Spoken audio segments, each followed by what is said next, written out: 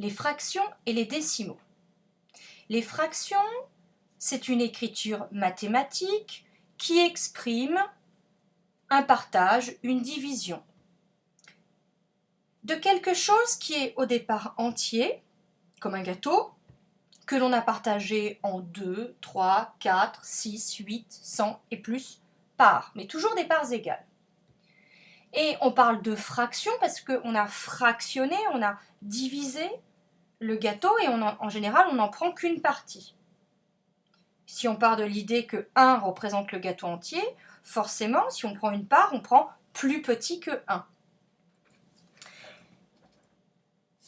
Les fractions, vous en avez vu, par exemple, 2 quarts, 8 demi, 7 huitièmes, voilà, vous avez appris des choses comme ça.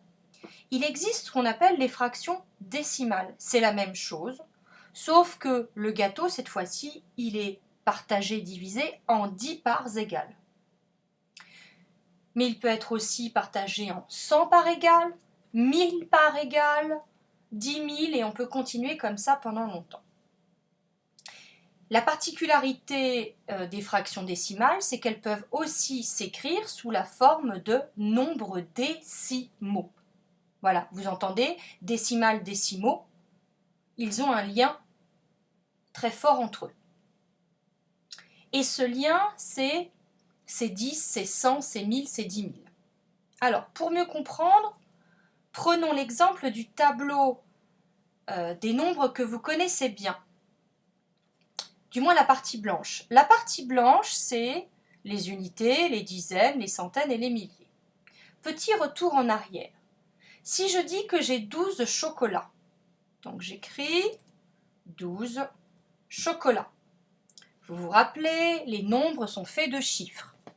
2, c'est le chiffre des unités, mais le nombre de mes unités, c'est tout ça. Je pars du premier chiffre, je vais jusqu'au dernier, je remonte à combien, quel est le nombre d'unités en tout? Eh bien, j'en ai 12. Très bien. Quel est le chiffre des dizaines? Eh bien, j'en ai une. Et le nombre, j'en ai qu'une. Donc, le nombre est toujours 1, ici, dans ce cas précis-là. Mais vous savez aussi qu'une dizaine est égale à 10 unités. Parce que vous savez aussi que 1 fois 10 est égal à 10. Et vous savez aussi que, comme vous l'avez vu dans l'échauffement, quand on a parlé des divisions, parce que tout est lié bien sûr, eh bien, 10 fois quelque chose, on ajoute un 0. 10 fois 10 font 100. Ce qui signifie que une centaine, là le chiffre 1 c'est une centaine, ça fait 100 unités en tout, même si le chiffre des unités est bien 0, et ça fait 10 dizaines, puisque le nombre, ça fait bien 10 dizaines, alors que le chiffre des dizaines est bien 0. Gardez bien en tête que quand je multiplie par 10, j'ajoute un 0, donc 40 fois 10, 400. Si je multiplie par 100, 40 fois 100, ça fait 4000, et on peut continuer comme ça. Bon, revenons à nos fractions. Mon gâteau, je veux le diviser par 10. Ok, très bien. Cela signifie que je vais avoir de toutes petites parts. Prenons cette fois-ci l'exemple de 120 dixièmes. On va commencer par écouter l'oreille et surtout, quand on fait les exercices, on dit la fraction à voix haute pour être sûr de ne pas se tromper et de trouver très facilement comment l'écrire. 120 dixièmes. Dixièmes. Ce n'est pas des dizaines, mais des dixièmes. Et là, vous avez une partie orange qui est toute nouvelle. Avant de la regarder, laissez-moi écrire. 120 dixièmes. Je ne suis pas sûre de moi, je commence par le 0. Si j'entends dixième, ça veut dire que mon nombre s'arrête dans la colonne des dixièmes. Donc ici, 0, et maintenant je reviens en arrière. J'écris mon 2 et j'écris mon 1. Et là, je n'ai fait que écrire ce que j'entends. 120 dixièmes. Si je vais jusqu'au bout, là, je lis bien 120 dixièmes, si je remonte. Très bien. Mais pourquoi y a-t-il une partie orange et une partie blanche? Et pourquoi une espèce de virgule là? Tout simplement parce que 120 divisé par 10, ça fait 12. Comment je le sais? Tout simplement parce que comme 12 fois 10 égale 120, 120 divisé par 10 égale 12. Il faut que je vous mette des exercices comme ça pour que ça soit de plus en plus facile. Mais sinon, si juste j'essaye de réfléchir, regardez, finalement, rappelez-vous les exercices pour la division. Dans la table de multiplication de 10, si je veux obtenir 120, combien de fois je vais multiplier 10 pour obtenir 120? Eh bien, je vais multiplier 12 fois, ce qui correspond aux 12 qu'on a là. Et dans 12 fois, on a bien une dizaine et 2 unités. Donc 120 dixièmes, si écrit dans le tableau, c'est la traduction. C'est le nombre décimal, c'est-à-dire 12. Alors, virgule 0 pour que vous puissiez le voir.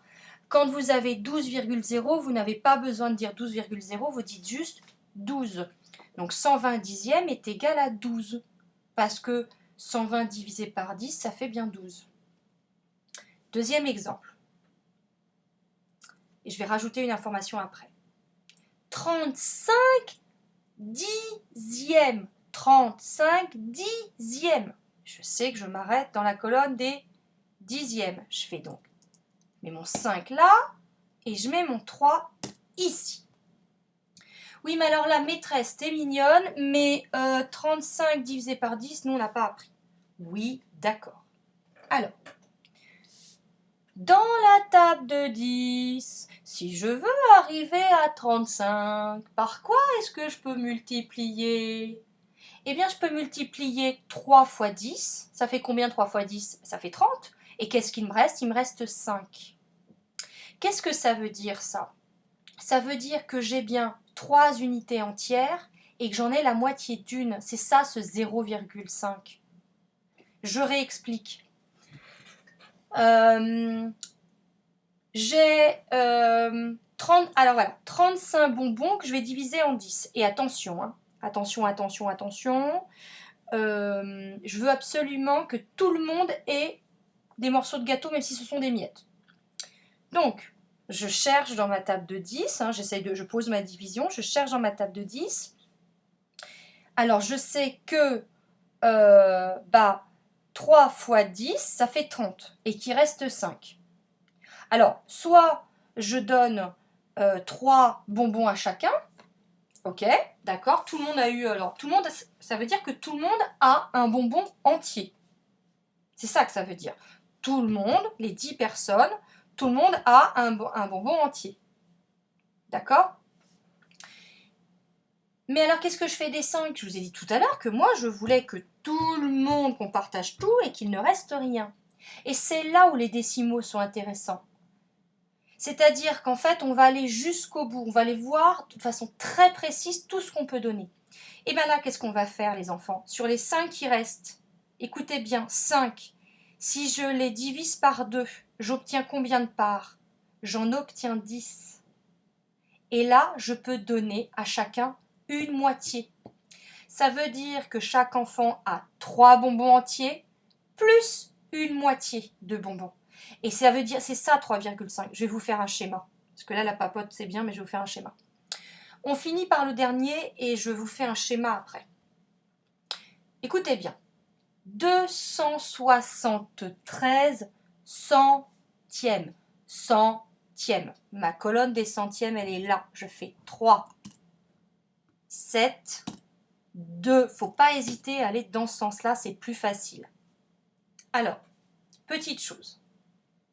Cette fois-ci, on est 100 enfants, il y a 273 bonbons. Donc, ça veut dire quoi? Ça veut dire que tout de suite, je sais 2, ça correspond aux bonbons que chacun va avoir. Il y a 100 personnes, chacun va avoir 2 bonbons entiers.